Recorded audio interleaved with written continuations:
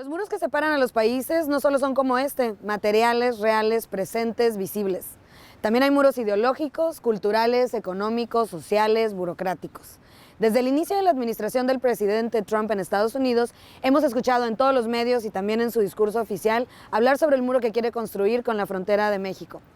Pero en el mundo tenemos ejemplos de otros muros que existen desde hace mucho tiempo y que son símbolos, tanto materiales e inmateriales, de políticas, para algunos de seguridad, para otros de exclusión y violencia. Recientemente estuvo aquí en Tijuana una activista que trabaja por hacer conciencia de la lucha de los pueblos por sus territorios y en contra de los muros. Ella desde la experiencia del muro de Israel con Palestina y junto con un experto en geopolítica estuvieron en diálogos desde la frontera. Acompáñenme a ver esta charla.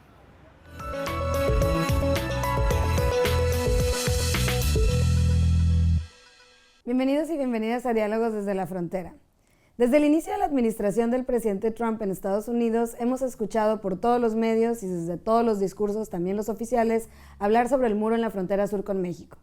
Pero en el mundo tenemos ejemplos de otros muros que existen desde hace mucho tiempo y que han dejado experiencias y aprendizajes sobre lo que implican estos símbolos materiales e inmateriales en las fronteras del mundo. Hoy tenemos el placer de tener en el estudio a Maren Mantovani, coordinadora de Relaciones Internacionales de la campaña Stop the Wall y la coordinadora de divulgación internacional de la Coalición para la Defensa de la Tierra, una red de movimientos sociales palestinos. Y también nos acompaña hoy en el estudio el doctor Gilberto Conde. Él es profesor e investigador del Centro de Estudios de Asia y África en el Colegio de México. Él es especialista en geopolítica, relaciones de poder, resistencias y rebelión en Medio Oriente y el norte de África. Bienvenida, Mara, bienvenido, Gilberto, muchas gracias por estar aquí. Muchas gracias. Gracias. Y bueno, quisiera empezar contigo. Maren, me gustaría que, como un poco de contexto para la audiencia y quienes no conocen estas iniciativas, nos pudieras hablar un poquito sobre esta campaña Stop the Wall que inició, si no me equivoco, en el 2002. Sí, exactamente. Stop the Wall es una campaña palestina, un movimiento popular palestino que nació en el 2002 cuando Israel empieza a construir su muro, que ni es un muro de frontera, pero es un muro que rodea aldeas y ciudades palestinas para robar la tierra, los recursos que están fuera de las aldeas y de las ciudades y prácticamente encarcelar a la población palestina en sus áreas urbanas residenciales. Y al tiempo se organizaron las comunidades palestinas en comités populares para hacer una lucha en el terreno para parar estos bulldozers que empezaron a construir el muro. Y esta campaña continúa hasta hoy, puesto que, no obstante una decisión de la Corte Internacional de Justicia, la autoridad más alta del mundo a nivel de decisiones legales internacionales, ha llamado a Israel de demolir y derrubar este muro porque es ilegal, y a la comunidad internacional de trabajar en conjunto para que Israel cumpla con este veredicto. Lamentablemente, nada de todo aconteció y en Palestina se está todavía luchando, y desde Palestina se está llamando no solamente a la solidaridad internacional, pero también a una lucha conjunta contra los muros que, como sabemos, justamente aquí en Tijuana es así evidente, no se construyen solamente en Palestina, pero siempre más en el resto del mundo también. ¿Cuáles son algunas de las acciones que realizan a través de esta organización? Bueno, la primera es la lucha en el terreno, entonces manifestaciones, protestas para defender las comunidades que se ven desplazadas por este muro y para impedir la continua construcción de este muro, y, cosa muy importante, para impedir la normalización de la existencia de este muro y de la guetización del pueblo palestino. Pienso una cosa que justo estuvimos diciendo, era muy impactante por mí llegando aquí por la primera vez a Tijuana, dándome cuenta cuánto este muro que está pasando aquí y en muchos momentos me parece casi ver la Palestina de nuevo con este muro que corta a través del ambiente, de las casas prácticamente, pero aquí parece normal. Y pienso que esta es una cosa que en Palestina no es normal. El pueblo está defendiendo un derecho a vivir en libertad y defender sus tierras y sus derechos contra este muro.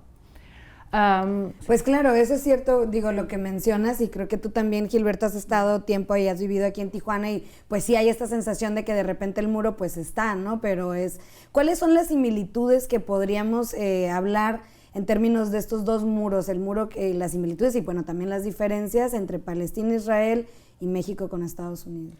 Bueno, digamos que la principal diferencia es que el muro que construye Israel en Palestina está sobre los territorios que incluso la comunidad internacional reconoce como palestinos. No está en la línea verde que habría sido, digamos, la frontera que se podría haber reconocido o que se podría reconocer como la frontera entre Israel y Palestina, sino dentro del territorio palestino, ¿no? En cambio, aquí el muro está del lado estadounidense. Digamos que esa es probablemente una de las principales y más obvias diferencias. Entre las similitudes, que también incluye algunas diferencias, pero que es similar al final, es que ambos muros se construyen en nombre de la seguridad. O sea, el muro aquí, Estados Unidos lo ha construido argumentando diferentes cosas. Por ejemplo, argumentan que es para la seguridad nacional de Estados Unidos, evitar que pasen demasiados migrantes o que pasen migrantes indocumentados, pero también para evitar que pasen terroristas o para evitar que pasen drogas ilegales también, o para hasta dicen que es para evitar que pasen gérmenes. Entonces es una cosa bastante absurda y bueno, se parece al discurso en Israel, pero al final es una seguridad que se garantizaría mejor por otros medios. Por medio de la paz, por medio de un bienestar más generalizado, que haga que la gente no tenga que atravesar ilegalmente las fronteras y que la gente pueda convivir de manera pacífica en torno de un bienestar y en torno de acuerdos aceptables para las partes en el caso de Israel-Palestina, por ejemplo. Muy bien, vamos a seguir charlando de esto, nada más vamos a hacer un pequeño corte, no se vayan, estamos en Diálogos desde la Frontera, ya regresamos. Si nos acaban de sintonizar, estamos platicando sobre los muros y precisamente tenemos aquí a Maren, que es de la organización Stop the Wall, y bueno, me gustaría, ya hablamos un poco sobre, pues, cómo se puede comparar de repente estas circunstancias o estos muros de este lado del mundo y en aquella parte del mundo, pero en realidad, ¿qué tan diferentes y qué tan iguales son desde la perspectiva del muro que está en Palestina? O sea, ¿quién gana con estos muros? ¿Cómo se viven estos muros allá? Bueno, pienso que la cosa interesante cuando se habla de estos muros es que estas políticas de construir muros, como tú ya has dicho, evidentemente nacen de una idea ideológica con una visión de seguridad, de militarización, pero han hecho nacer también una verdadera industria del muro que hoy tiene un gran interés, que se perpetúan y se continúan a construir estos muros. Cuando en el 2002 Israel empezó a construir su muro en territorio palestino, todo el mundo fue choqueado que una cosa así puede acontecer todavía en el XXI siglo. Hoy tenemos más muros do que nunca en el mundo y más empresas y más dinero gastado por los muros y por la llamada border security, la seguridad de las fronteras. Por el 2020 se piensa que van a ser más de 53 mil millones de dólares al año gastado para la border security, la seguridad de las fronteras. Y es interesante ver quiénes son los actores verdaderos. ¿Quiénes se benefician? Exactamente. Y ahí, evidentemente, las grandes empresas militares y constructoras del muro de Israel son los primeros porque son los que tienen más experiencia y de hecho, y no acaso, el muro de los Estados Unidos está siendo construido desde el 2006 por exactamente la misma empresa israelí, la Elbit Systems, que empezó en el 2002 ya a desarrollar la tecnología y la experiencia de construir los muros. Pero también al mismo tiempo la misma Cemex, que quiso construir el muro de los Estados Unidos y pues renunció, está parte de la construcción del muro en Palestina, construyendo y produciendo cemento en los asentamientos ilegales y vendiendo por el muro en los asentamientos ilegales. Entonces ahí hay un gran negocio en torno a todo que se emparenta muy bien pues con una política internacional que reclama siempre más muros en este sentido. Hay un verdadero sistema muros, un mundo de muros hoy. Y en ese sentido, Gilberto, un poco como desde tu experiencia también, hemos visto como una gran avanzada en varios países, en Europa y en otras partes también aquí en Latinoamérica, de una gran avanzada de estos gobiernos de derecha en donde el discurso es antimigrante. El discurso es, como decías, la seguridad, el proteger los territorios para la gente de esos territorios. Pero esto también, ¿qué nos dice en términos también de las grandes migraciones? Porque pues cada vez están construyendo no solo estos muros físicos, pero también los muros pues ideológicos y también los muros burocráticos, ¿no? Para las personas que buscan asilo, digo, lo vivimos aquí en Tijuana. O sea, ¿cómo ves esta perspectiva más a nivel geopolítico, a nivel global? Sí, ahora hay una tendencia, ¿no?, al fortalecimiento de derechas ultranacionalistas que ven sus países como grandes fortalezas nacionales y que no quieren que por nada del mundo llegue gente, por ejemplo en Europa, que lleguen sirios, árabes, en Turquía no quieren que llegue más sirios, pero sobre todo no quieren que lleguen kurdos. El problema en Israel es bastante evidente, no solo, sobre todo con los palestinos, pero también con migrantes de África. Y en América Latina cada vez más vemos una tendencia en el mismo sentido. Esto es sumamente peligroso porque el auge de este tipo de derechas en otros momentos de la historia ha llevado a grandes choques y a grandes fricciones. Acá lo curioso es que hay otro tipo de derecha que es una derecha globalizante, que en principio no debería tener estos prejuicios con las naciones, etcétera, pero que también se han puesto a construir muros y que también han fomentado esta idea de la seguridad y que están a favor del paso de mercancías, el paso de capitales a través de las fronteras. Pero no de personas. Pero no de personas. Entonces es muy curioso cómo estas dos derechas que parecieran radicalmente opuestas unas a otras y que en el discurso se oponen, por ejemplo, Trump con, no sé, los demócratas, la parte más conservadora de los demócratas, se oponen radicalmente, pero al final ambos están creando muros. Si Trump quiere un muro de cemento, el más grande y bello del mundo, dice él, tienes a un grupo de demócratas diciendo, no, es que necesitamos un muro más tecnológico. Entonces, al final no dejan de ser muros. Sí, sin duda creo que como bien lo mencionas y bueno, también en el caso de Israel y Palestina, pues también es un conflicto que data desde hace mucho tiempo y que los esfuerzos no se han logrado para reconocer al Estado palestino tampoco. Pero bueno, vamos a hacer otra pequeña pausa y regresamos a seguir platicando de esto. No se vayan, estamos en Diálogos desde la Frontera, ya regresamos. estamos hablando sobre los muros. Y bueno, en términos como para ir haciendo una conclusión, digamos, de alguna manera sabemos que pues quiénes se benefician, ¿no? Lo que nos hablabas de los muros, pero ¿cómo pierden también los pueblos en este sentido? Mariana.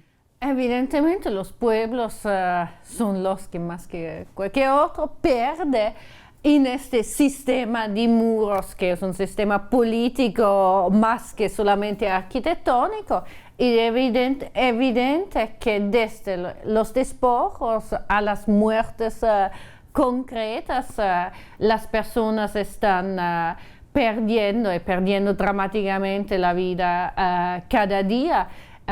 En este sistema muros, que prácticamente es una otra palabra por lo que podemos llamar la necropolítica, que hoy es siempre más necesaria a este sistema de injusticia que se está creando. Es muy interesante también ver la desigualdad entre los países que construyen los muros y quién son los afectados del muro.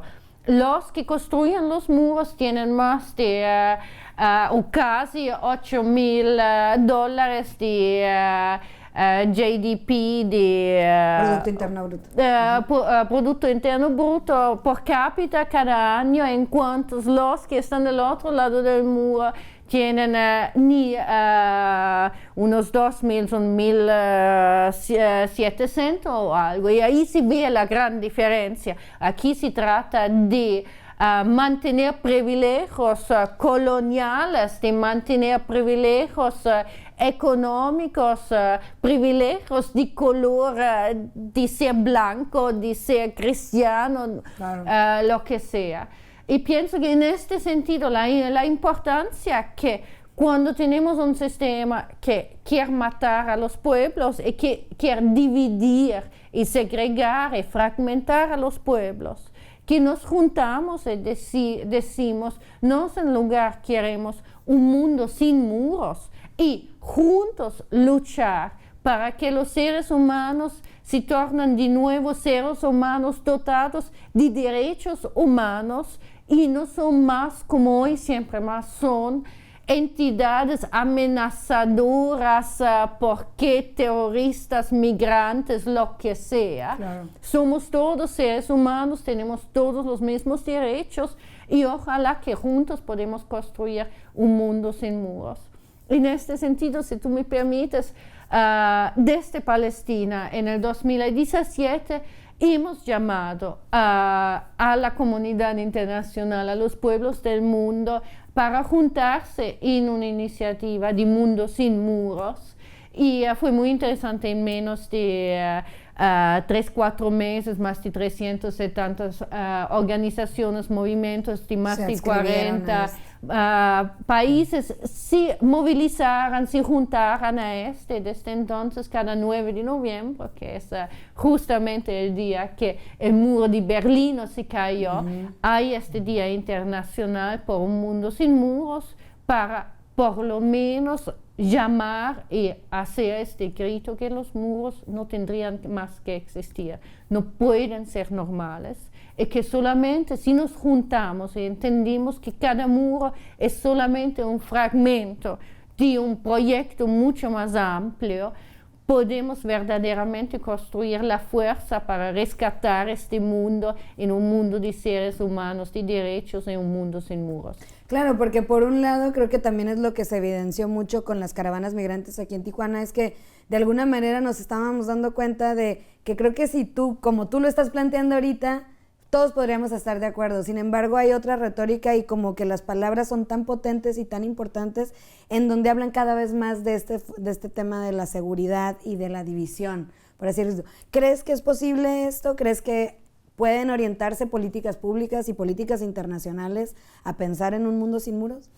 Yo creo que sí, se podría y habría que hacerlo, ¿no? Desgraciadamente, algunos políticos creen que explotando los miedos, los temores, los prejuicios, se pueden beneficiar ellos como tal, como políticos o como grupos políticos o grupos económicos, grupos de poder, se pueden beneficiar al desviar la atención de sus propias poblaciones, de los problemas que realmente les aquejan y de las posibles soluciones, y desviarlos a confrontarse con el otro, con el diferente, con el que viene de allá, con el que es más pobre, con el que está fuera de la comunidad enrejada o qué sé yo. Y el gran desafío es precisamente superar esto. Aquí en Tijuana, digamos aquí en México, se creyó que la ciudad estaba en contra de los hondureños. Y probablemente durante un tiempecito sí tuvo éxito alguna campaña ahí demagógica de algún personaje de la ciudad para explotar, digamos, este sentimiento de temor al otro o de temor al pobre o qué sé yo. Sin embargo, es interesante ver que este personaje demagógico le fue súper mal en las elecciones. Seguramente no tiene que ver con ese discurso el que le haya ido tan mal, sino con muchas otras cosas, pero nos muestra que no tiene por qué ser exitoso un discurso demagógico de este tipo, pero para ello necesitamos, yo creo que sí, construir una serie de alternativas y una visión más clara entre la población de México y del mundo acerca de que los seres humanos finalmente somos seres humanos y que deberíamos ser solidarios y que todos podríamos vivir mucho mejor si fuéramos solidarios y nos apoyáramos mutuamente. Claro, porque de alguna manera, y creo que con esto podríamos cerrar un poco, pareciera para nosotros tan lejano Palestina, pareciera para nosotros tan lejano Siria, pareciera para nosotros tan lejano lo que está pasando a lo mejor con los pueblos originarios en Chile, en Gualmapu, en todas estas partes, pero no lo es al final de cuentas, ¿no? Entonces, ¿cómo nosotros, los ciudadanos de a pie, podemos contribuir a fomentar y a llevar más adelante como estas causas, Maren? O sea, ¿cuál sería a lo mejor como el llamado a la acción que podríamos hacer? Bueno, la primera cosa que diría, juntarse a esta movilización global de este año 30 años de la caída del muro, el 9 de noviembre, para que este muro y esta ciudad de Tijuana también esté para un mundo sin muros. Y pienso que es muy importante también, y esta era una de las reflexiones que en estos días me llegaron en mente, era que el problema no son los migrantes, como el problema no son los palestinos. El problema son los muros contra los migrantes. El problema son los muros contra los palestinos. Ahí nos han hecho un trabajo que nos invertimos completamente la visión de cuál es causa y cuál es efecto, cuál es el problema. Si no entendimos que el problema no son migrantes, pero el problema no es el problema palestino. Palestina tiene la solución. Palestina que dice, nos tenemos que retornar al discurso de los derechos humanos, a un discurso de libertad, justicia e igualdad. Los pueblos, y siquiera los migrantes, tienen la solución. El problema son los muros. Entonces, que se junten. Unirnos y solidarizarnos a estos movimientos. Exactamente. Pues muchísimas gracias por haber estado aquí. Se nos acabó el tiempo. Muchas gracias, Gilberto, por haber estado aquí. Muchas gracias, Maren, a ti y también a tu organización por el trabajo que realizan. Muchas gracias. Y bueno, para saber más de la organización donde trabaja Maren, Stop the Wall, aquí en pantalla pueden ver el enlace para mayores informes. Pueden seguirlos también en redes sociales, en Twitter y Facebook como Stop the Wall. Y al doctor Gilberto Conde lo pueden encontrar en el sitio web del Colegio de México y seguirlo también en Twitter como @GilbertoConde. Y ahora sí nos despedimos. Les recuerdo que este y los programas anteriores de Diálogos desde la Frontera están en nuestro canal de YouTube del COLEF. También estamos en redes como Diálogos desde la Frontera en Facebook y como @DiálogosColef en Twitter. Si gustan escribirnos, también lo pueden hacer al correo dialogosdesdelafrontera@colef.mx. Mándenos sus comentarios, sugerencias y todo lo que deseen comunicarnos. Yo soy Flor Arballo y nos vemos en la próxima edición. Hasta pronto.